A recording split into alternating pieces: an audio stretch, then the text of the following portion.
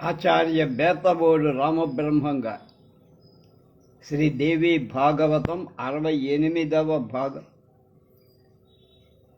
19:10:20 ఇంద్రుడికి దుర్వాసుడి శాపం.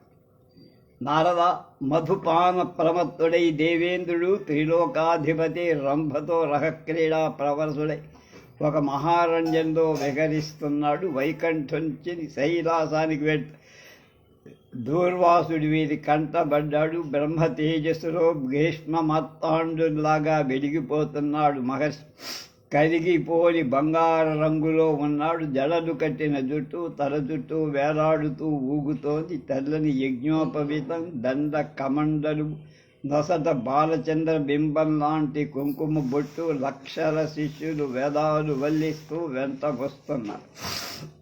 చూడగా దేవేంద్రుడు ఎదురు వెళ్ళి భక్తిగా నమస్కరించాడు. శిష్యవర్గం ఇంద్రుణ్ణి అభినందించారు. అందరూ అతడికి ఆశీస్సులు అందించారు. విష్ణుమూర్తి ఇచ్చిన పారిజాత పుష్పాన్ని దుర్వాసుడు ప్రేమగా అతడి కానుకగా చేసి, అది జరామృత్యురహరం, శోక వినాశకరం, మోక్షకారకం అయిన పవిత్ర పారిజాత పుష్పం. పైగా విష్ణుదత్. దాన్ని స్వీకరించి దేవేంద్రుడు కళ్ళకు అద్దుకొని శిరస్సు మీద పెట్టుకోవలసింది పోయి నిర్లక్ష్యంగా మదమత్తంగా తన ఐరావతం శిరస్సు మీదకి విసిరాడు. ఆ పుష్ప స్పర్శతో అది రూప గుణో వైద్య తేజో వయస్సులలో విష్ణుతుల్యమైన ఘోరారణ్యంలోకి వెళ్ళిపోయి ఆ ఏనుగును ఎంత ప్రయత్నించినా ఇంద్రుడు ఆపలేకపోయాడు. ఆ సంఘటనతో దుర్వాసుడికి మహాకోపం వచ్చి, అరే ఇంద్రా, కన్ను మిన్ను కానకుండా ఉన్నట్టు కనపడుతున్నావు. మదమత్తుడివై ఇలా నన్ను అవమానిస్తావా?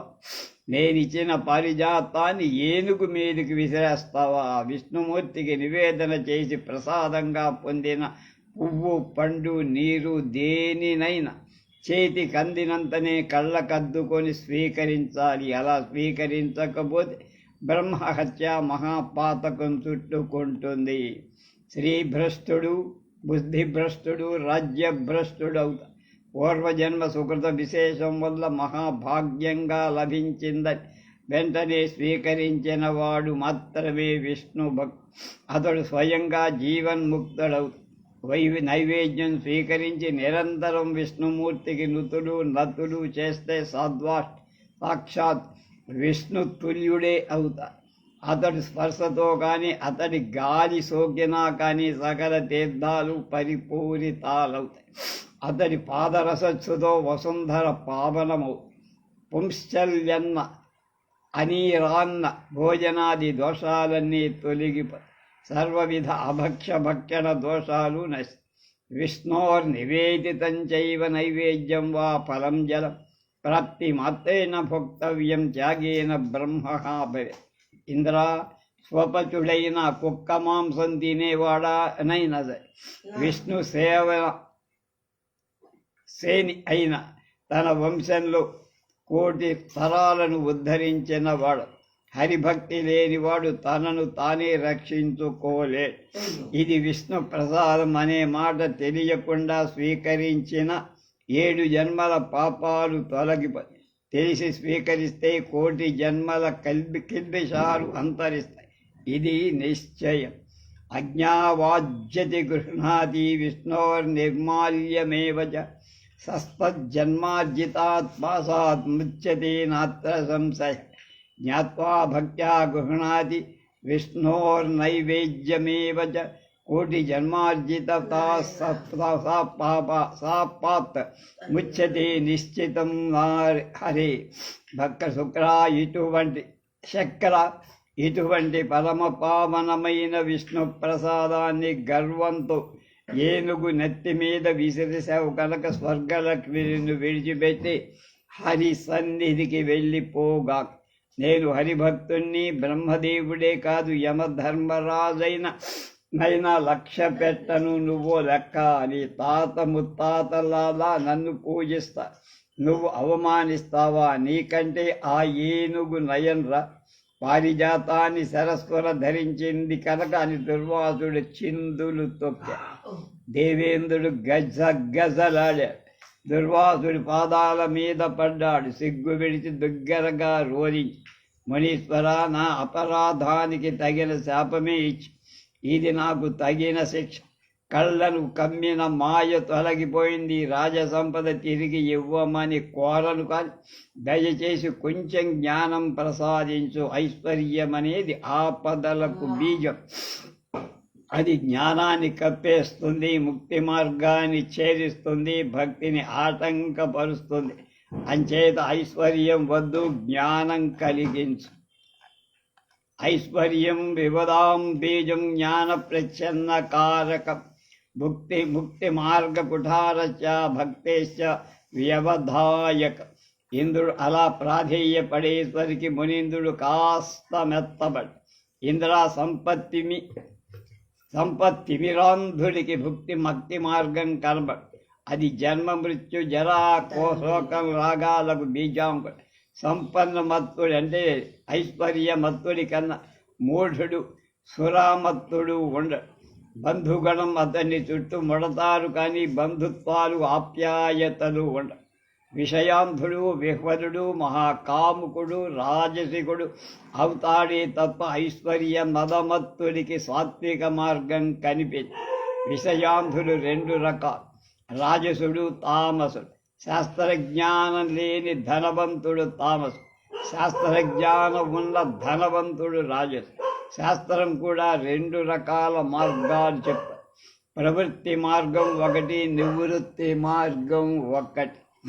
కవులంతా మున్ముందుగా ప్రవృత్తి మార్గంలో ప్రవాణి సజీవులంతా దుఃఖాలని సుఖాలనుకుంటూ పరిణామంలో వినాశదాయకమైన జన్మ మృత్యు జరాకారకమైన ఈ మార్గం అనేక జన్మల పర్యంతం పరిభ్రమిస్తూ ఆనందిస్తూ ఉన్నామనుకుంటూ గడుపు. కర్మానుసారం పశుపక్షాది జన్మలు ఎత్తి చివరికి ఎవరో ఒక సాధు పొంగవుడు తత్వదీపంతో ముక్తి మార్గం చూపిస్తే అప్పుడు భవబంధ విచ్ఛేదనాన్ని ప్రయత్నం చేస్తారు. తపస్సులు చేసి నిరాహారంగా వ్రతదీక్షలు అనేక జన్మల్లో ప్రయత్నించి నిర్విఘ్నం సుఖప్రదమైన ముక్తి పదాన్ని చేరుకొని నారద దుర్వాసుడు చేసిన ఈ ఉపదేశం శ్రద్ధగా ఆలకించిన దేవేంద్రుడి వైరాగ్యం కలిగి క్రమక్రమంగా స్థిరపడి కొంతకాలం పాటు దుర్వాసుడి ఆశ్రమంలోనే గడిపి తన రాజధాని అమరావతికి బయలు. ఇంద్రుడి బృహస్పతి సందేశం. ఇంద్రుడికి బృహస్పతి స్వర్గంలోకమంతా దైత్య దానవ రాక్షస సంఘాల ఆక్రమణలో ఉంది. దేవతలందరూ పలాయనం చెత్తగించారు. ఎవ్వరూ కనపడ. అయ్యో అనుకున్నారు. మందాకిని తీరంలో బృహస్పతి కనిపించారు. నీటిలో నిలబడి ధ్యానం చేసుకుంటున్నారు. తూర్ముఖంగా నిలబడి ఉన్న పరమానందంతో పులకిస్తున్నాడు. ఆనంద బాష్పాలు రాలుస్తున్నాడు. వరిష్ఠుడు గరిష్ఠుడు ధర్మిష్ఠుడు బంధువర్గానికి ఇష్టుడు జ్ఞానశ్రేష్ఠుడు భ్రాతృవర్గంలో జ్యేష్ఠుడు రాక్షసులకు అనిష్టుడు.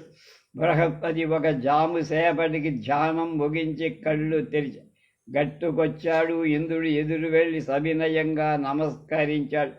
పాదాలపై పడి బిగ్గరగా ఏడ్చాడు. దుర్వాసో ముని పుంగవుడి శాపము, జ్ఞానప్రాప్తి, దానవ దురాక్రమణం అన్నీ విన్నవించాడు. బృహస్పతికి కోపంతో కళ్ళు ఎర్రబడ్డాయి. శిష్య దేవేంద్ర, విన్నా అంతా ఎందుకు రోధిస్తావు? ఏచి నువ్వు సాధించేదేందరేదురా? గుండెలు చెక్కబట్టుకో. నీతిజ్ఞుడు ఎవ్వడు ఆపదల్లో బెంబేలు పడడు. సంపత్తి కాని విపత్తి కాని ఏది శాశ్వతం కాదు. అన్నీ నశించిపోయేవే, శ్రమ మాత్రం మిగులుతాయి. నా కాతరోహి నీతిజ్ఞో విపత్తౌ చ కదాచన సంపత్తిర్వా విపత్తిర్వా నశ్వరా శ్రమరూపి.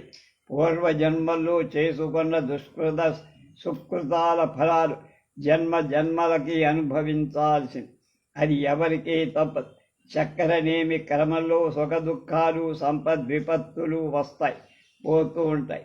దుఃఖించాల్సిందేముంది? అనుభవించడమే. అనుభవించకుండా ఏ కర్మ క్షయించదు. కల్పకోటి శతజన్మలెత్తైనా నశించదు. శుభాశుభ కర్మఫలాలు అవశ్య అనుభోక్తవ్యాలని వేదమే చెబుతోంది. కృష్ణ పరమాత్ముడు చెప్పాడు, కర్మ ఫలానుభూర్తి అయితే తప్ప ముక్తి రాదు. అణుమాత్రంగా మిగిలి ఉన్న పునర్జన్మ తప్ప. పూర్వజన్మల కర్మ ఫలాలను అనుభవిస్తూ ఇహ జన్మలో నిష్కామంగా దేవ పూజాది శుభకర్మలను చేస్తూ వెళ్ళగా ఎప్పటికో ముక్తి వస్తుంది. కర్మఫల అనుభవ పూర్తి. అలా కాక ఇహ జన్మలో మళ్ళీ సకామ దుష్కర్మలు చేస్తే ముక్తి అసంభవం. జన్మ పరంపరలో రకరకాల అవతారాలతో కొట్టుమిట్టాడుతూ ఉండాలి. అంచేత దేవరాజా, ఒకరి శాపం కాని ఒకరి ఆశీస్సు కాని మన కర్మ ఫలాలి. మహాలక్ష్మి వరించిన మహాదైన్యం లభించిన కర్మ ఫలమే. కోటి జన్మల నుంచి ముక్కోటి జన్మలకైనా కర్మఫలం నీడల వెన్నంటి వస్తువునే అనుభవించకపోతే వదలదది. కోటి జన్మార్జితం కర్మ జీవినామనుగచ్చది నహిచ్చదీత్తినా భోగం తచ్చాయేన పురందర. కాలభేదే దేశభేదే పాత్రభేదే చ కర్మణం న్యూనతాధికాభావోపి భవే దేవహి కర్మణ. దేశకాల పాత్ర భేదాల వల్ల కర్మఫలాల్లో హెచ్చు తగ్గులు. వస్తువులను దానం చేస్తున్న ఏ రోజున చేసినా ఫలం సమానమే. కానీ పుణ్యదినాల్లో పుణ్య ప్రదేశాల్లో పుణ్యాత్మల పాత్రత ఎరిగి ఇస్తే ఫలం కోటి రెట్లు ఎక్కువ. రైతులు అందరూ వ్యవసాయంలో కృషి సమానంగా చేసిన క్షేత్ర భేదాన్ని, నేల సారాన్ని బట్టి పంట దిగుబడి ఎక్కువ తక్కువలు ఉంటాయి. యథా ఫలంతి సస్యాని న్యూనాన్యవి అస్య అధికాని చ. కర్షకాణం క్షేత్రదేశే భేదే పాత్రభేదే ఫలం తథా. మామూలు రోజుల్లో విప్రుడికి దానం చేసిన దానికంటే అమావాస్య రవి సంక్రమణ రోజుల్లో దానాలు చేస్తే 100 రెట్లు ఎక్కువ పుణ్య ఫలములు. చాతుర్మాస్యంలో కానీ పున్నమి నాడు కానీ అయితే అనంతంగా లభిస్తాయి. చంద్రగ్రహణం నాడు కోటి గుణంగా, సూర్యగ్రహణం నాడు 100 కోటి గుణంగా దక్కుతుంది. అక్షయ తిథి నాడైతే అక్షయ ఫలం. అలాగే ఇంకా పుణ్య దినాల్లో చేసిన దాన అధికంగా ఫలాలు ఇస్తూ ఉంటాయి. ఒక్క దానానికే కాదు, జపము, తీర్థస్నానము, దేవతారాధన మొదలైన సత్కర్మలన్నిటికీ అది వర్తిస్తుంది. కుమ్మరి చక్రతో చక్రం తిప్పుతూ మట్టి కొండలు ఎలా తయారు చేస్తూ ఉంటాడు, అలాగే బ్రహ్మదేవుడు కర్మసూత్రంతో ఫలాలు అందిస్తూ ఉంటాడు. కర్మఫల పరతంత్రుడై జన్మలను రూపాలను సమకూరుస్తూ ఆ బ్రహ్మదేవుడు కూడా నారాయణుడి ఆజ్ఞ కోసమే ఇవన్నీ చేస్తూ ఉంటాడు. నారాయణుడు విధాతకు విధాత, రక్షకుడికి రక్షకుడు, సంహర్తకు సంహర్, కాలానికి కాలం. అతడిని స్మరించుకుంటే ఆపదలు పోతాయి. మహావిపత్తిలోనైనా మధుసూదనుడి తలుచుకుంటే అంతటి విపత్తిలో కూడా మహాసంపత్తి కలుగుతుంది. శంకరుడంతటి వాడు ప్రవచించాడు ఆ మాట. మహావిపత్తౌ సంసారీయ స్మరేన్ మధుసూదన విపత్తౌ తస్య సంపత్తి భవేదిత్యాహ శంకర. బృహస్పతి ఇలా ధైర్యవచనాలు పలి శిష్యుణ్ణి కౌగలించుకొని శుభ ఆశీస్సులు అందించాడు. అధ్యాయం 40లో 92 శ్లోకాల భావం. నారదా, దేవేంద్రుడు మనసారా శ్రీహరిని స్మరించాడు. బృహస్పతిని వెంట పెట్టుకుని దేవగణంతో బ్రహ్మ దగ్గరికి వెళ్ళాడు. దుర్వాసుడి శాపాన్ని తన దురదృష్టంగా దేవతల స్థితిగతులు విన్నవించాడు. అందరూ శిరసా వహించి నమస్కరి రక్ష రక్ష అన్నారు. చతుర్ముఖుడు మందహాసం చేసి, బిడ్డ, నా వంశంలో జన్మించావు, నాకు ముని మానవుడి ఉచిత అనుచితాలు తెలిసిన వాడివి, విచక్షణుడివి, పైగా బృహస్పతికి శిష్యుడివి, దేవతలకు అధిపతి. నీ మాతామహుడు దక్ష ప్రజాపతి స్వయంగా విష్ణు భక్తుడు, ప్రతాపవంతుడు. అలా కులత్రయంలో పవిత్రుడైన వాడు ఎలా అహంకరించగలుగుతా?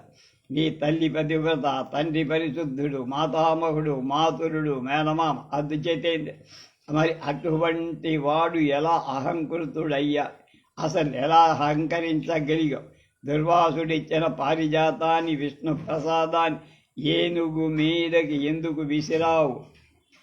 పైతృక మాతామహ గురుదోషాల వల్ల, మూడింటి వల్ల సాధారణంగా మానవుడు హరిదోషి అవుతాడు.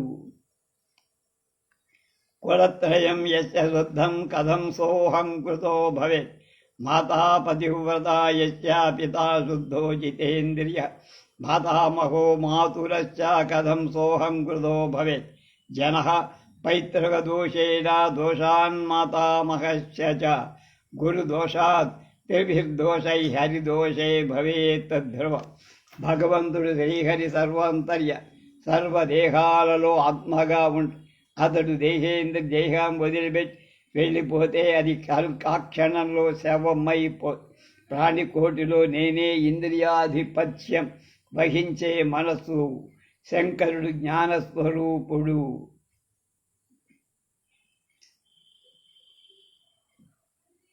విష్ణుమూర్తి ప్రాణం, ప్రకృతి దేవి, బుద్ధిస్వరూప, నిద్రాది శక్తులని ఆ ప్రకృతి మార్త కళ లే.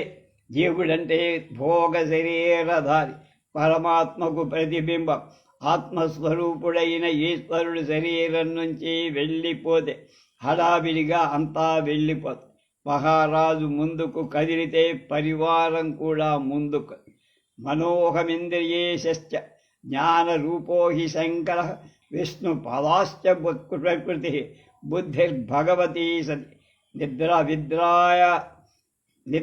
విద్రాదయ శక్తయశ్చ తాః సర్వా ప్రకృతే కళాః. ఆత్మనః ప్రతిబింబశ్చ జీవో భోగ శరీరభృత్. ఆత్మనీశే గతే దేహాత్ సర్వే యాంతి ససంభ్రమాః. యథా వర్త్మని గచ్చంతం నరదేవమివానుగ. శివుడు, ఆదిశేషుడు, విష్ణువు, ధర్ముడు, మహావిరాట్ స్వరూపుడు నువ్వు నేను అందరం కూడా ఆ కృష్ణ పరమాత్మ అంశలం. అంతేకాక భక్తులం. అటువంటి పరాత్ముడి ప్రసాదంగా నీ చేతికి వచ్చిన పుష్పాన్ని ధిక్కరిస్తావురా? ఆ పుష్పంతోనే కదా శివుడు నిరంతరం శ్రీకృష్ణుడి పాద పద్మాలు పూజించేది. అది దుర్వాసుడి చేతుల మీదుగా నీకు అందితే తిరస్కరించావురా దుర్మార్గ. అయ్యయ్యో, ఎంత అపచారం చేశావురా, ఎంత దురదృష్టం రా నీ. శ్రీకృష్ణుడి పాదపద్మాల నుంచి నేరుగా జారి వచ్చిన పారిజాతాన్ని శిరసావహించిన ఏనుగైతే మాత్రమే అది పరమ పూజ్యమైపోయింది. దేవతలమందరం ముందుగా దాన్ని పూజించాలి. నువ్వు నిజంగా దైవచింతుడి, దైవ వంచితుడు. దైవమే కదా అన్నిటికంటా బలీయం. నీలాంటి దురదృష్టవంతుని ఎవ్వడు బాగు చెయ్యలేడని గడ్డి పెట్టాడు. నువ్వు చేసిన పిచ్చ పని అదికి స్వర్గలక్ష్మి ఇప్పుడు వైకుంఠానికి వెళ్ళిపోయి నీ రాజ్యం రాక్షసుల పాలే. పద, అందరం ఆ వైకుంఠానికే వెళదాం. శ్రీహరిని ప్రార్థిద్దాం, సేవిద్దాం. అతడు కరుణిస్తే నీ అదృష్టం బాగుంటే మళ్ళీ నీ స్వర్గలక్ష్మి నీకు దక్కుతుంది అని అందరినీ వెంటబెట్టుకొని చతుర్ముఖుడు వైకుంఠానికి వెళ్ళి భగవంతుడు, సనాతనుడు, తేజస్వరూపుడు అయిన కృష్ణ పరబ్రహ్మను దర్శించారు. కోటి గ్రీష్మ ఆదిత్య మండలాల్లాగా ప్రకాశిస్తున్నాడు. శాంతస్వరూపుడు, ఆది మధ్యాంతరహితుడు, లక్ష్మీకాంతుడు, చతుర్భుజుడైన పార్షదులు సరస్వతీదేవి సేవిస్తున్నారు. చతుర్వేదాలు భక్తితో కీర్తిస్తారు. గంగాదేవి పరిచర్యలు చేస్తారు. బ్రహ్మాది దేవతలంతా సాష్టాంగ నమస్కారాలు చేసి అందరికీ కళ్ళు చెమర్చాయి, మైమర్చి స్తుతించారు. బ్రహ్మదేవుడు వృత్తాంతమంతా విన్నవి. దేవతలు ఒక పెచ్చన దగ్గరగా దుఃఖించారు. శ్రీమన్నారాయణుడు తేరి పార చూశారు. దేవతల ముఖాల్లో భయం, దైత్యం తాండవిస్తున్నాయి. కళాకాంతులు లేవు. పదవీచ్యుతులై, వాహనాది విభజితులై, శూన్య దేహాలతో బోసిపోతూ కర్మ. శ్రీహరి చేసిన లక్ష్మీ ప్రశంస. హే బ్రహ్మన్, భయపడ. దేవతలారా ధైర్యంగా ఉండండి. నేనుండగా మైహునా అన్న. నేనుండగా భయమెందుకు, మీ లక్ష్మిని మళ్ళీ మీకు సమకూరుస్తా. అయితే నా మాట వినండి. హితము సత్యము సారభూతం పరిణామంలో సుఖావహం చెబుతుంది. అసంఖ్యాక విశ్వాలు, ఈ విశ్వాల్లో ఉన్న జనాలు నాకు అధీనులైనట్టే నేను నా భక్తులకు పరాధీనుణ్ణి, అస్వతంత్రుణ్ణి. నా భక్తుడు ఎవరి మీదనైనా అలిగితే నేనింక వాళ్ళ ఇళ్లలో నా లక్ష్మితో సహా వచ్చేస్తాను. దీనికి తిరుగులేదు. దుర్వాసుడు శంకరాంశ సముద్భవుడు అంటే శంకరాంశంతో పుట్టినవాడు. నాకు అత్యంత భక్తుడు, వైష్ణవుడు, మత్పరాయణుడు. అతడిచ్చిన శాపం కారణంగా నేను లక్ష్మీదేవి గృహాలు వదిలేసి వచ్చాడు. శంఖధ్వని, తులసి, శివారాధన, బ్రాహ్మణ దేవతార్చన లేని చోట లక్ష్మీదేవి క్షణకాలం కూడా ఉండదబ్బాయి. ఎత్ర శంఖధ్వనిర్నాస్తి తులసీన శివార్చన న భోజనం చ విప్రాణం న పద్మా తత్ర తిష్టతి. నా భక్తులను నిందించిన, నన్ను నిందించిన రమాదేవికి భరించరాని కోపం వస్తు తనకే పరాభవంగా భావిస్తూ హరివాసరాసన కానీ అంటే హరివాసరలో కానీ నా జన్మతిథి నాడు కానీ ఉపవాసం ఉండక భోంచేసిన మూడుని ఇంట్లో ఒక్క నిమిషం కూడా ఉండను. మూటా మల్లె సర్దుకొని వచ్చేస్తా. ఆ దివ్య నామాలను అనుకునేవాడు, కన్యా విక్రయం చేసేవాడు, అతిథిని సత్కరించనివాడు లక్ష్మీదేవిని ఆగ్రహానికి గురవుతాడు.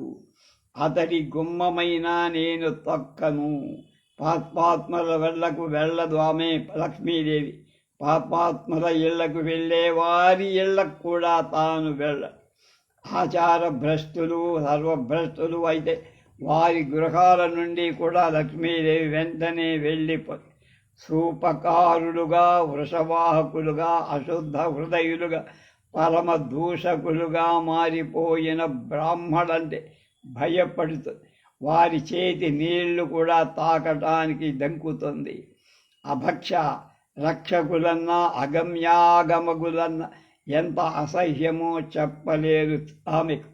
గోటితో గడ్డి పలకలు తుంపుతూ నేలపై నిరాశ నిస్పృహలకు లోనైన వాళ్ళ ఇంట్లో లక్ష్మి నిలబడి సూర్యోదయ సమయాన భుజించడం, పగటిపూట నిద్రించడం, దివా మైథున అలాంటి అపరాధాలు చేసే బ్రాహ్మణుడి ఇంట్లో కూడా అస్సలు నిలబడదు. తృణం భినత్తినఖైర్వైరైస్పైర్యై యో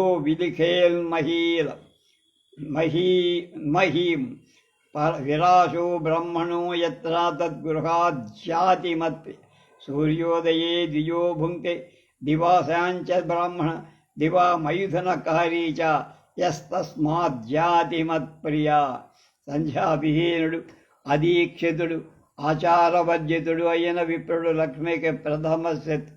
తడి కాళ్లతో కాని నగ్నంగా కాని నిద్రించేవారి ఇంటి నుంచి వెంటనే వెళ్ళిపోతే వాచారుడి ఇంట్లో కాలు మోపత్. అభ్యంగన స్నానం చేసి అపరిశుద్ధుణ్ణి తాకిన తొడలపై మధ్యలు వాయించుకున్న లక్ష్మికి కోపం.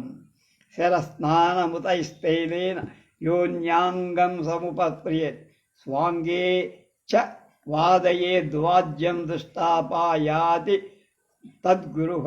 స్వ అంగే అంటే తొడల మీద. వ్రత ఉపహాసహీనుడు, విష్ణు భక్తి వర్జితుడు, అశుచి అయిన విప్రుడైన అతడి ఇంట పద్మ ఉండదు.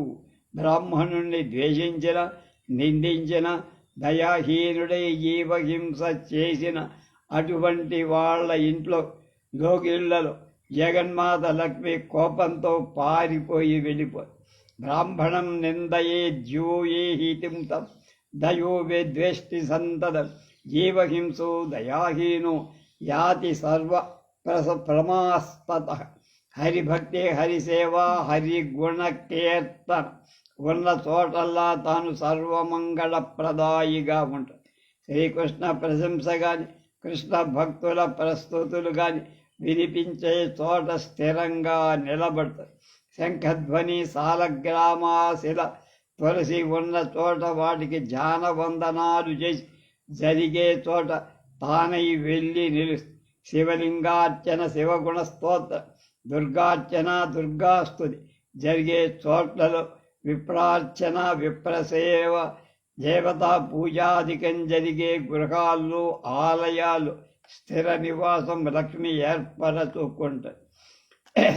దేవతలకు వాస్తవాలను ఇలా ప్రబోధించి శ్రీమన్నారాయణుడు రమాదేవి వైపు చూశాడు.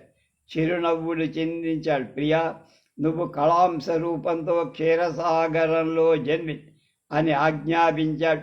మళ్ళీ బ్రహ్మ వైపు చూపుడు చతుర్వదన క్షీరసాగరాన్ని భజించి లక్ష్మీదేవిని దేవతలకు ఇప్పించి అని చెప్పేసి చటుక్కున పరిగెత్తేడిపోయారు. కొంతకాలానికి దేవతలు క్షీర సముద్ర తీరం చేరారు. మందర పర్వతాన్ని గర్వంగా చేసి శేషుడిని తాడుగా పుచ్చి కూర్మాని చుట్టుగుట్టుగా ముట్టి చుట్టుగా పెట్టి దేవదానవులు ఇరువైపులా నిలచి క్షీరసాగరం మదనం ధన్వంతరి అమృతం ఉచ్చైశ్రవం చింతామణి ఐరావతం సుదర్శన లక్ష్మీదేవి అందులోంచి ఆవిర్భవించి లక్ష్మీదేవి స్వయంగా వనమాల తెచ్చి విష్ణుమూర్తికి అలంకరించి బ్రహ్మ ఈశానాది సకల దేవతలు లక్ష్మీదేవిని స్తుతించారు. సంతుష్టాంతరంగయ్యి వాళ్ల వైపు తిరిగి గృహాల వైపు క్రీగంటి చూపులు ప్రసరింపచేసి అందరూ మునుపటి శోభతో తేజస్సుతో ఆభరణాలతో వాహనాదుల కళ్ళలాడే వారి గృహాల్లో కళాకాంతులు మళ్ళీ వెలిగాయి. ఇంద్రుడు తన అమరావతిని స్వర్గలోకాన్ని స్వాధీనం చేసుకున్నాడు. 41 అధ్యాయం 59 శ్లోకాల భావం చెప్పాం. ఇంద్రుడు చేసిన లక్ష్మీ పూజ లక్ష్మీ స్తవం. నారద, ఆ సమయంలో ఇంద్రుడు చేసిన లక్ష్మీ పూజ ధ్యానం స్తోత్రం సవివరంగా చెబుతాను విను. ఇంద్రుడు శుద్ధ ఉదకాలతో స్నానం చేసి ధౌత వస్త్రాలు ధరి కలశం స్థాపించి ఆ క్షీర సముద్ర తీరాన లక్ష్మీదేవిని అర్చించి ముందుగా గణేశ దినేశ వక్ని విష్ణు శివపార్వతులను ఆవాహన చేసి పుష్పగంధాలతో పూజించి పరమైశ్వర్య స్వరూపిణి మహాలక్ష్మిని ఆవాహన చేసి బ్రహ్మదేవుడు పురోహితుడై వేదమంత్రాలు చదువుతుండగా వినమితగత్తడై భక్తి ప్రపత్తులతో అర్చించాడు. మునీంద్రుడు దేవతలు బ్రాహ్మణులు బృహస్పతి హరిహరుడు అందరూ ఎదట నిలిచి ఆనందిస్తున్నారు. పారిజాత పుష్పం తెచ్చి దాని మీద చందనం చల్లి ధ్యానించి మహాలక్ష్మి పాద పద్మాలకు సమర్పించాడు. సామ వేదోక్తమైన ధ్యానం దాది సహస్రధవళ పద్మస్థ కన్నికావాసినీం వరాం శరత్పార్వణ కోటిందు ప్రభాముష్టికరాం పర 1000 రేకుల తామర పువ్వు దుద్దు మీద కూర్చునే తల్లి కోటి శరత్ పూర్ణిమల నాటి చంద్రబింబాల కాంతిని అపహరించే పరాదేవతను ధ్యానిస్తూ తేజస్సుతో ప్రజ్వలితూ చూపులకు హాయి గొలుపుతూ కాగిన బంగారపు రంగుతో ఉండేటువంటి లక్ష్మీదేవిని ఉపాసిస్తున్న పీతాంబరం ధరించి రత్నరూభూషణాలు అలంకరించుకొని చిరునవ్వులు చిందిస్తూ ప్రసన్న వదనంతో ప్రత్యక్షమైన సుస్థిర యౌవనవతిని శ్రీహరి సతిని స్తుతిస్తున్న శుభంకరి అయి సర్వ సంపదలను ఇచ్చే మహాలక్ష్మిని సేవిస్తున్నారు. అలా స్తుతించి షోడశోపచారాలు మంత్రపూర్వకంగా చేశారు. విశ్వకర్మ ప్రత్యేకంగా నిర్మించి తెచ్చిన దివ్య సింహాసనం సమర్పించి పుష్ప చందన దుర్వాది సంయుక్తంగా గంగోదకాలను శంఖతీర్థాలను అర్ఘ్యపాద్యాలుగా ఇచ్చి అమలకీ ఫలయుక్తంగా సుగంధి పుష్ప తైలాన్ని దేహ సౌందర్యవర్ధకంగా సమర్పించి విలువైన పట్టు చీరలు పెట్టి భరణాలు ఇచ్చి పరిమళ భరితమైన ధూపాన్ని ఆఘ్రాణింపచేసి జగచ్చక్షు రూపము తిమిరావహము దీపాన్ని చూపి ఘుమఘుమలాడే చందనాన్ని షడ్రసోపేతమైన అత్యంత రుచికరమైన నైవేద్యాన్ని సమర్పి అన్నం పాయసం స్వస్తికం అశ్వఫలం పక్వఫలాలు కామధేనువిచ్చిన పాలు పెరుగు వెన్న నెయ్యి చెరుకు బెల్లం గోధుమ రవ్వతో బెల్లం పాలు నెయ్యి కలిపిన పిండి ముష్టాన్నం ప్రసాదం నివేదన చేసి యవగోధుమ స్యానం సూర్ణరేణు సముద్భవం సుపక్వం గుడగవ్యాప్తం విస్తాన్నం దేవి గృహ్యత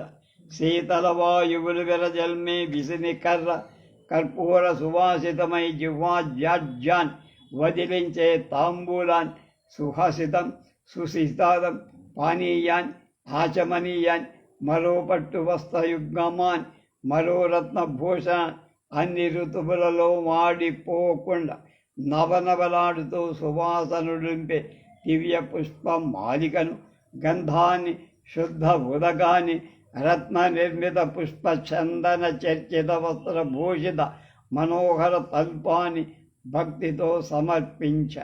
ఓ పరాదేవత, ఈ భూగోళం ఈ స్వర్గంలో అపూర్వం దుర్లభం దేవభూషార్హం భోగార్హం అయిన ప్రతి ద్రవ్యాన్ని నీకు కానుకగా పూజా వస్తువుగా నైవేద్యంగా సమర్పిస్తా.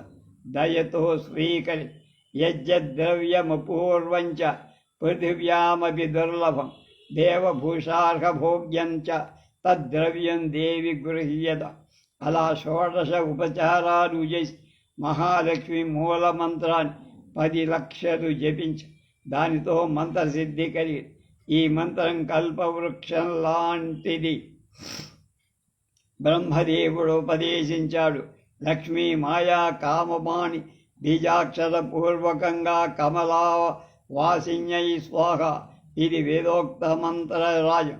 కుబేరుడు దక్షుడు సావన్ని మనువు మంగళుడు సప్తద్వీపాధిపతులకు ప్రియవతు ఉత్తానపాదుడు కేదార నృపతి ఇలాంటి వాళ్ళందరూ ఈ మహామంత్రాన్ని ఉపాసించి అనుగ్రహ సిద్ధులు పొందారు.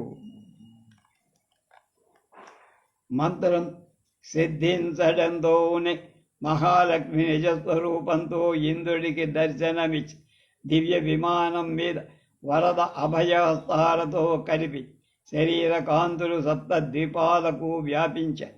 రత్నభూషణాల ధగధగల తెల్ల సంపంగిలాగా ప్రసన్న వదనంతో దరహాసం చేస్తుంది. భక్తానుగ్రహ కాతల మెడలో రత్నమాల కోటి చంద్ర సమప్రభంగా మెరుస్తాయి.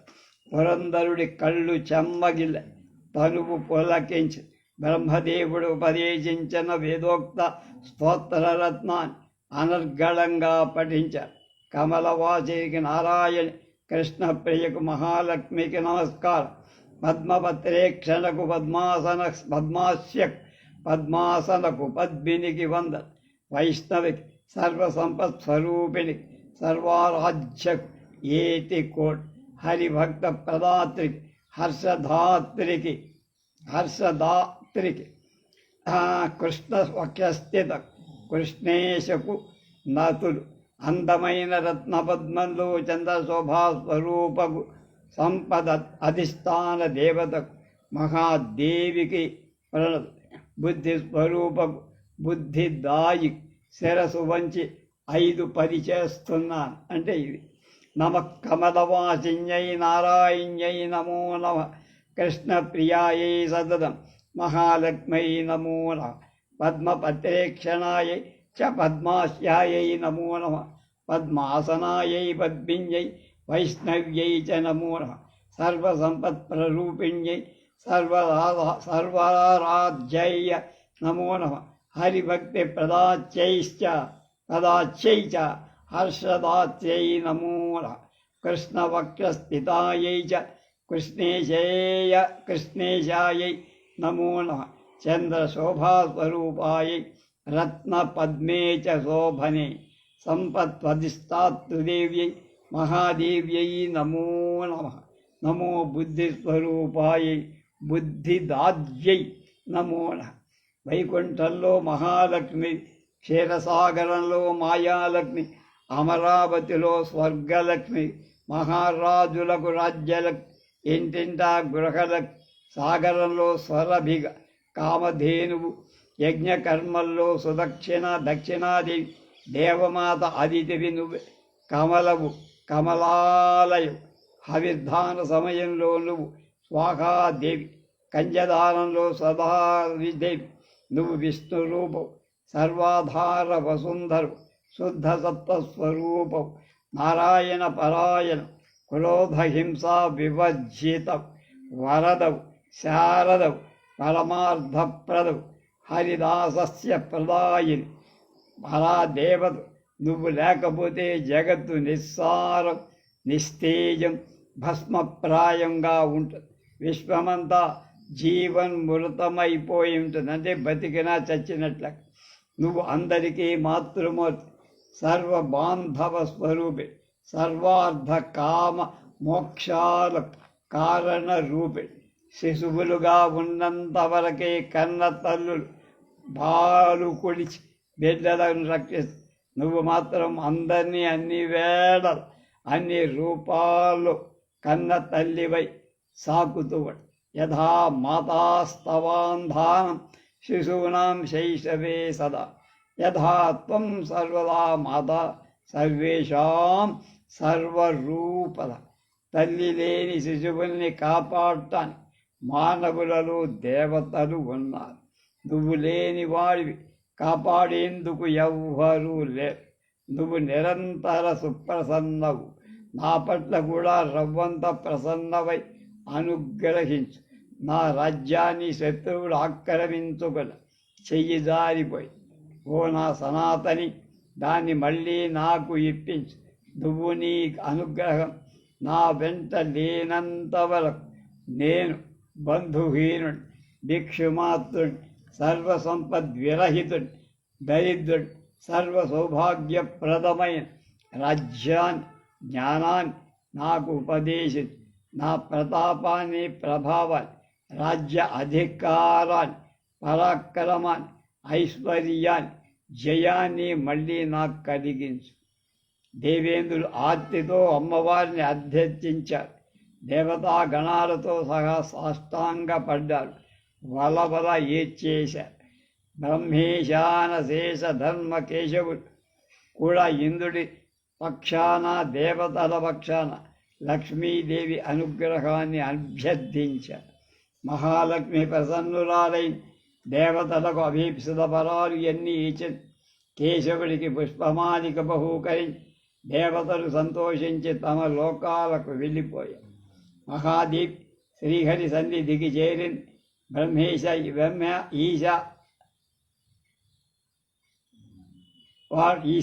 ఈశానుడు మొదలైన వాడు ఇంద్రాది దేవతలు మనసారా ఆశీర్వది సంతృప్తులై తమ లోకాలకు తాము చేరారు.